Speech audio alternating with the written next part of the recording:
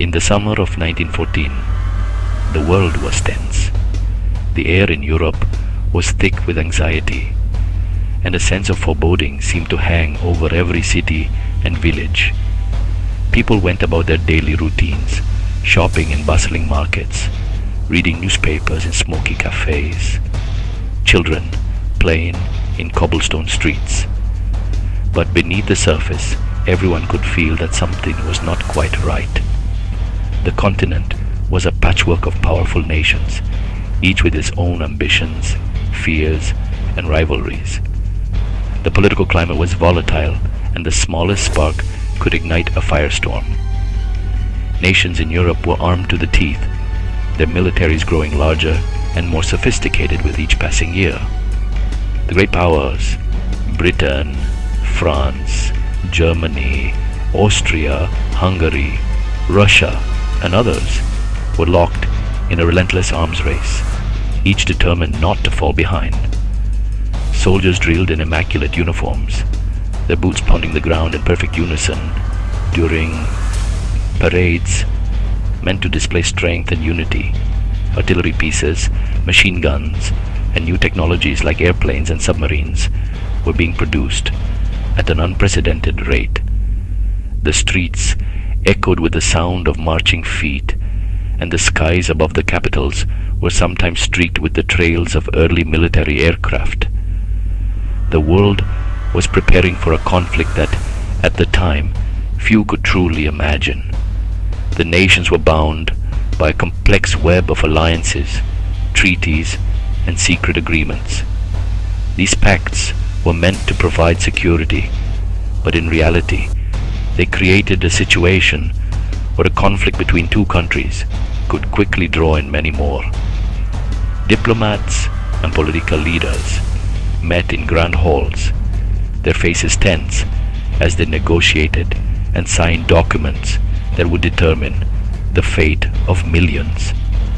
The Triple Entente, an alliance between France, Russia, and Britain, stood in opposition to the Triple Alliance of Germany, Austria, Hungary, and Italy.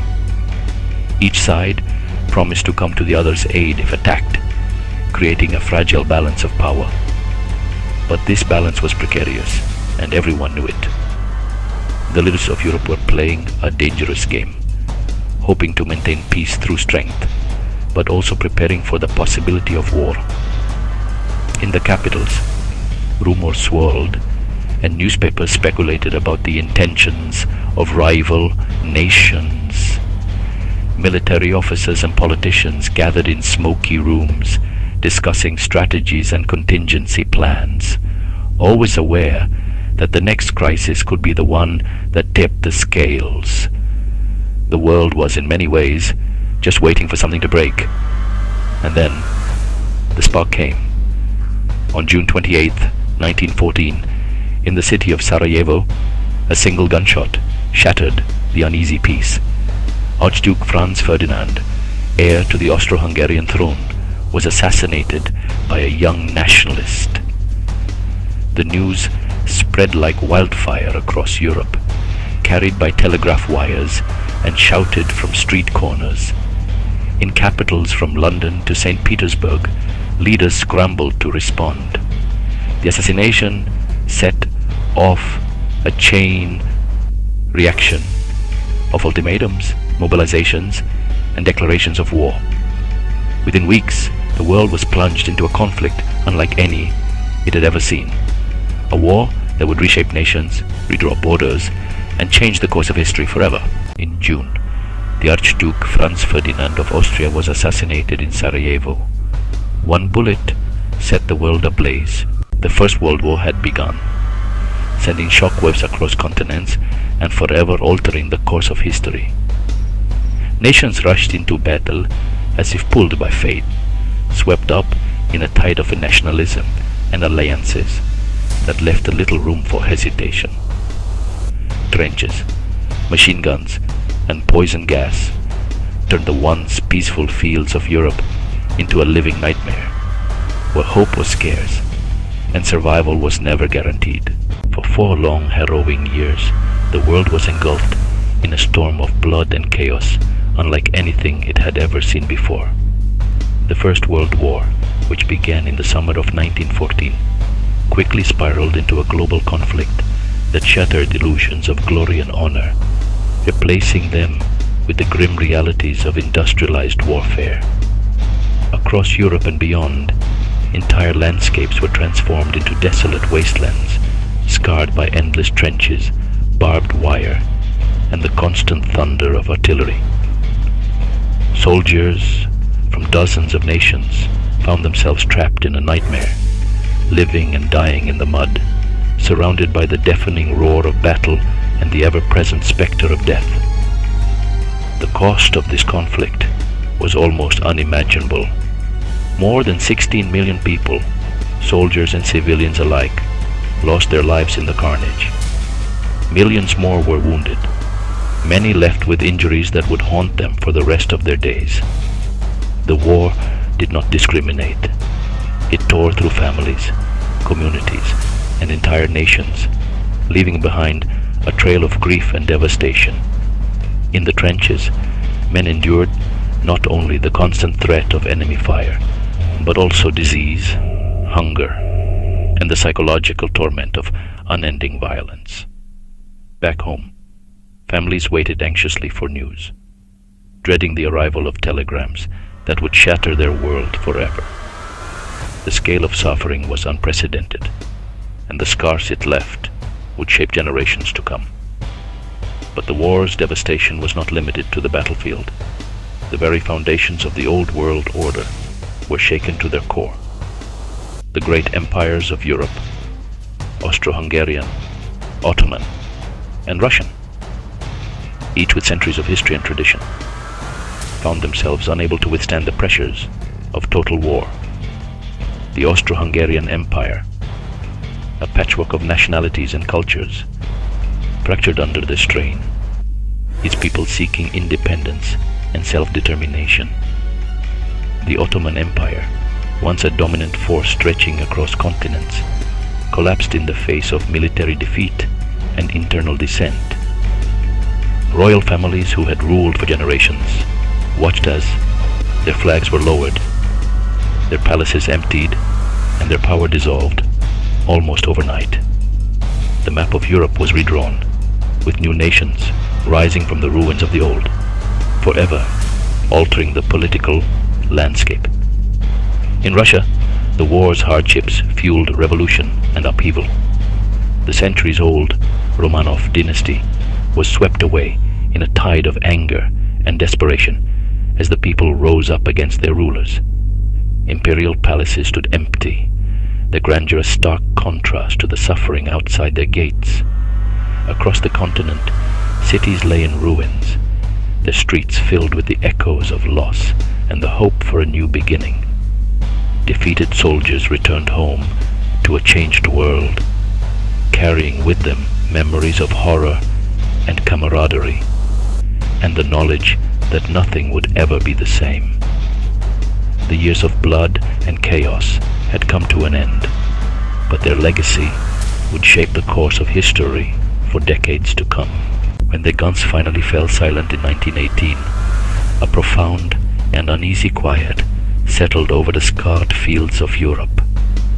The thunder of artillery, the rattle of machine guns, and the cries of battle faded into memory, replaced by a heavy silence that seemed to echo with the cost of 4 years of relentless conflict.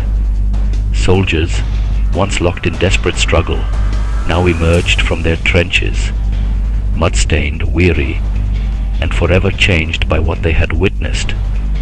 The world they returned to was not the same as the one they had left behind. The devastation was everywhere. Cities that had once bustled with life now lay in ruins, their streets choked with rubble and the remnants of shattered homes. Families wandered through the debris, searching for loved ones or salvaging what little remained of their former lives. The landscape itself bore the scars of war. Craters pockmarked the countryside. Forests were stripped bare, and entire villages had vanished from the map. For millions, The end of the war did not bring immediate relief, but rather a new struggle to rebuild, to mourn, and to make sense of a world that had been turned upside down. Yet, amid the devastation, the human spirit endured. Across Europe, people began the slow, painstaking work of reconstruction. Workers cleared the streets, brick by brick, determined to restore their cities and their lives. New governments formed, inspired by the hope that such a catastrophe would never be repeated. The League of Nations was established, a bold experiment in international cooperation, born from the conviction that dialogue and diplomacy could prevent future wars. Artists, writers, and thinkers grappled with the trauma of the conflict, giving rise to new movements in art and literature that sought to capture the disillusionment and yearning for change that defined the era. Life, in all its resilience, returned to the streets. Children played among the ruins, their laughter a testament to hope amid hardship. Markets reopened and the rhythms of daily life slowly resumed. But beneath the surface, anxiety lingered. The wounds of war ran deep, not just in the landscape, but in the hearts and minds of those who had survived. The 1920s brought both optimism and uncertainty. Crowds gathered in city squares, eager for peace, but wary of the future. Political tensions simmered, and economic instability threatened the fragile recovery. The world was searching for a new path, uncertain of where it would lead. As the years passed, the promise of lasting peace began to fade. The scars of the Great War, both visible and invisible, shaped a generation and cast long shadows over the decades that followed. In the 1930s, ominous signs appeared once more. Newspaper headlines warned of rising tensions, and the world watched as military parades and the march of soldiers signaled the return of old fears. The hope that the horrors of war would never be repeated gave way to a grim realization.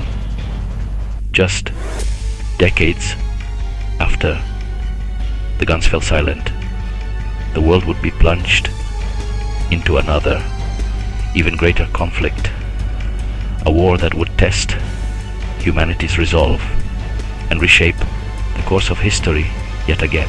World War I was more than a conflict between armies. It was the spark that ignited the 20th century and forever reshaped the course of human history worldwide.